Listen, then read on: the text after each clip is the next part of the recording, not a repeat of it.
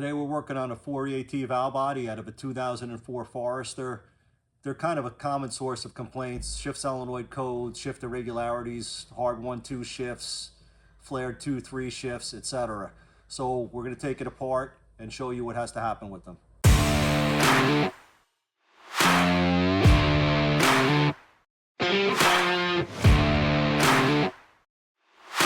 All right, we're going to pause on this for 1 second. Just to note, you have a bracket here. You're going to have a wiring bracket here and one here as well. And then there's another one down here. And you have several ground straps. One here, one here, one here. So let's kind of get all this stuff out of the way. You also have this. It's like a fork bracket that holds this temperature sensor in.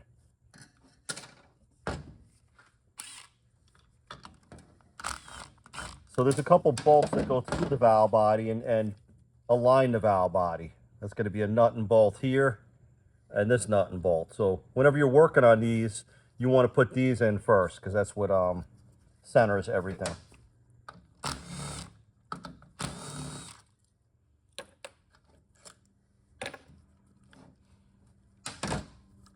And if you can see, this bracket sits on top of another bracket. So we're going to take that off first.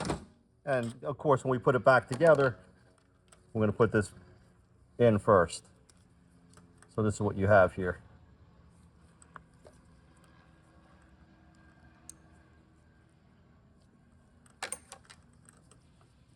Get this out of the way. Our pressure control solenoid.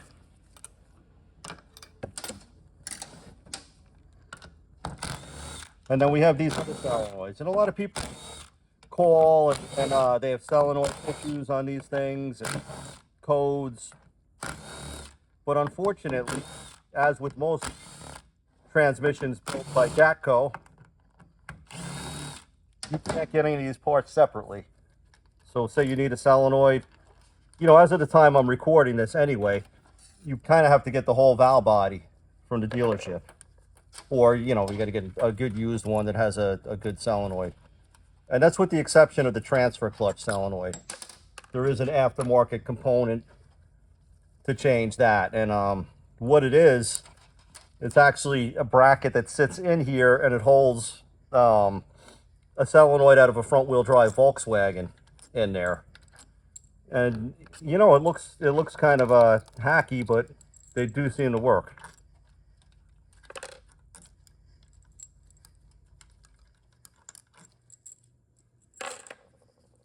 Now we're going to take all these connectors out. And you can reference back to this video if you have to see the wire colors or anything like that. But be aware that there's different designs of this. There's several different Subaru valve body designs. So this might not be the same. This is a 2004, and that's identified by these two red connectors, and that's not going to interchange with any other years or models.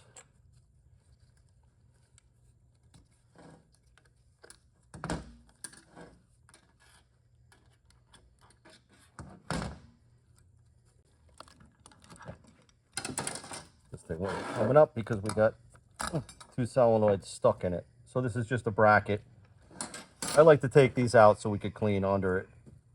And I kind of do these one at a time if I'm messing with them, so they go back in the right spot. As you see, that looks like that gasket that holds it is kind of not where it belongs. All right. Now we have our other nut and bolt.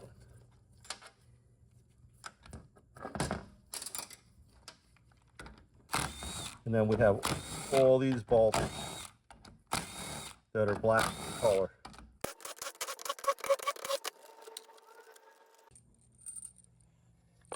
And these are pretty simple compared to some other valve bodies. Now, if you see, I'm holding this plate with my fingers when I lift it up, because you never want stuff to fall out on you when you're working on valve bodies, like that just did.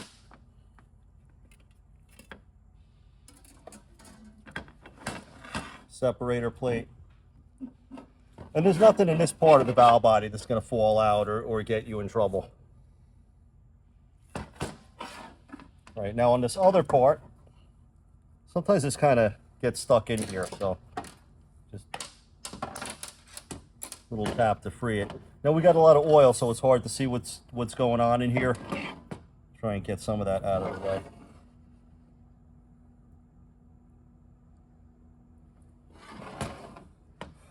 So what we're going to have in here are some screens.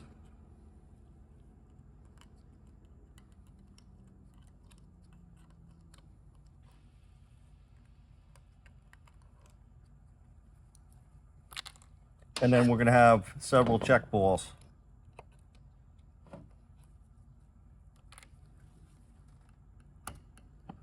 One there,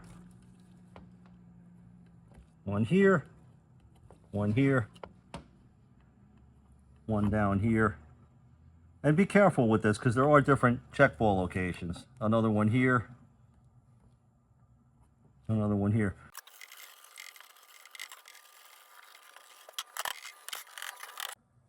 All right, as you see, we cleaned the hell out of this thing.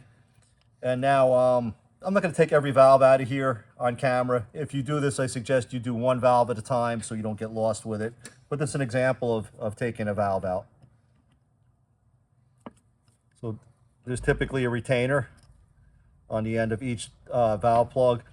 And they're sometimes tight in there. So you could get in here with your tool and rotate it and sometimes push it out. Sometimes you could kind of move it against spring tension and it'll bounce out. And that's not doing either. So in this particular thing, we're going to just shoot a little air in there, and that's going to remove our end plug and our valve. All right, so when that's out, usually get some brake clean, give it another little clean, clean the bore.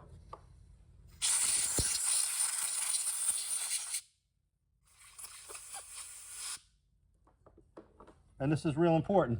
For a valve body to know the valve's not stuck, you want it to fall in under its own weight. So if this doesn't happen, like it just did, you have to do some more work to free that up. And we may show you that in another video on how to free up a stuck valve, because I don't have any stuck valves in here. So this is a pretty clean unit. So now we're going to reinstall our spring. And we're going to put the valve back in. And you could check it for being free again. Then we have an end plug to put back in.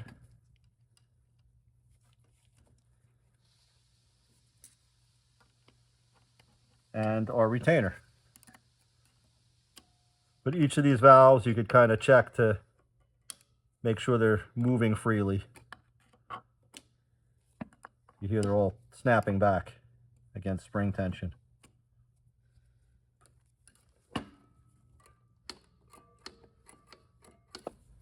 All right, now putting it back together, we have these 4 screens. And you got to mark your stuff when you take it apart, because there is variations. You can't necessarily go by this video as a reference for every 4 EAT valve body of this style, because you might end up with different check ball locations. For example, this is a 6 check ball.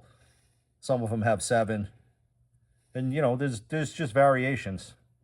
That's 1, 2, 3, 4, 5, and 6. So that's it for our check balls and our screens. And now we're going to go ahead and oil it up a little bit and stick it back together. And usually a valve body is not really, if you're throwing it right in the car, it's not going to need too much. But you know, sometimes you send a transmission to somebody in our area of the business anyway, and it's kind of a long time. They might be sitting on the floor, they might be having an engine built, and you don't know. So you always want to lube it up pretty good. So your next step is the separator plate. Now this side of the valve body really doesn't have anything that could fall out or get you into trouble. So then we're going to put this back together like so. All right, so the two nut and bolts, take note of where they go because this is specific. These holes are smaller and these bolts are bigger, right? So this aligns everything for you.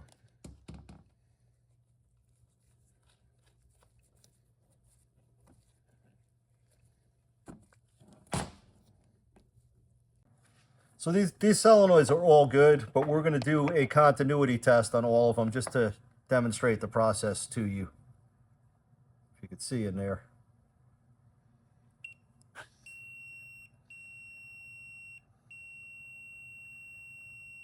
So this ohms out at about 7 ohms, which is correct. And this is another misconception that people have, that if your solenoid ohms differently, like this one ohms differently from the other one, that it's a problem. But the real world reality, or if that number doesn't match what's in the manual, it's pretty close. The solenoid can't really fail and the resistance change pretty much unless it's shorted or open. So you're just not going to have continuity in that case.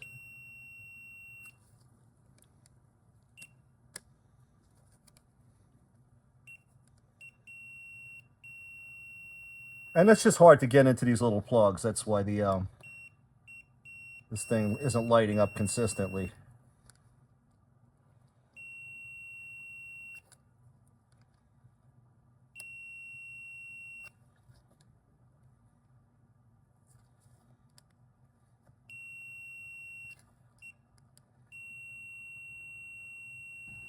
So this is what we're left with. We have black bolts, this bracket, we have some gold colored bolts, manual valve, the hold down for the temperature sensor, and the wiring harness. So first, the pressure control sensor goes in. And with these yellow bolts, the one that holds this is different than the rest of them. It's a little bit longer. I'll try and turn this a little bit so maybe you could see better. When we put the wiring harness down, one side of it goes on this bolt that's sticking through that still needs a nut on top. And we have to put this bracket on the other part. And that's going to engage into this temperature sensor to hold it in there.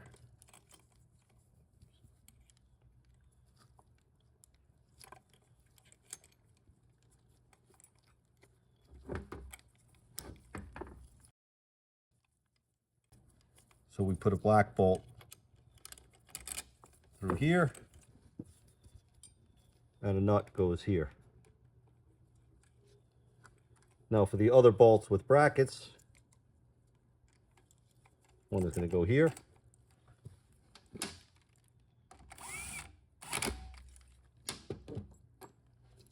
And the other is going to go here.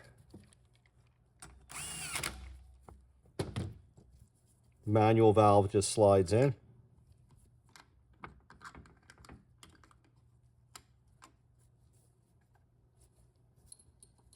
Our two black bolts with the bracket go here. We put in the rest of our black bolts.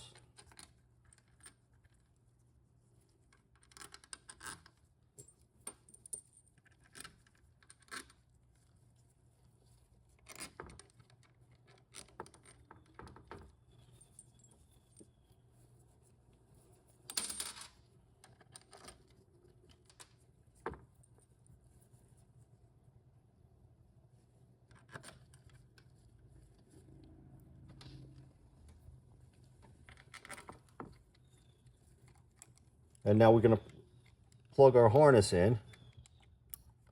And a good bet, every time you plug a connector in, give it a little tug and see if it comes back out. That will tell you that it's not in all the way.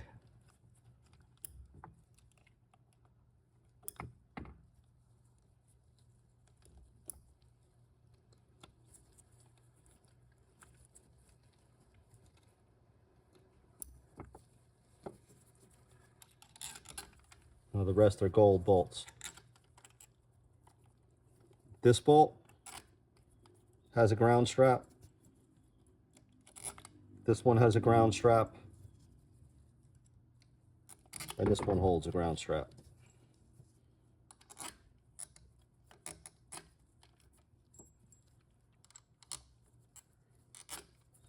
We have the last one that's always hidden by the wiring harness.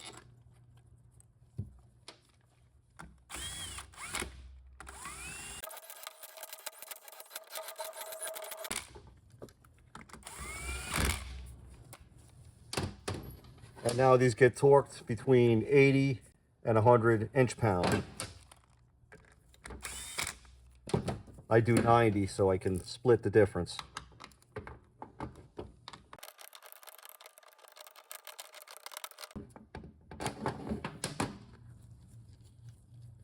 Last, we're going to plug the pressure control solenoid in.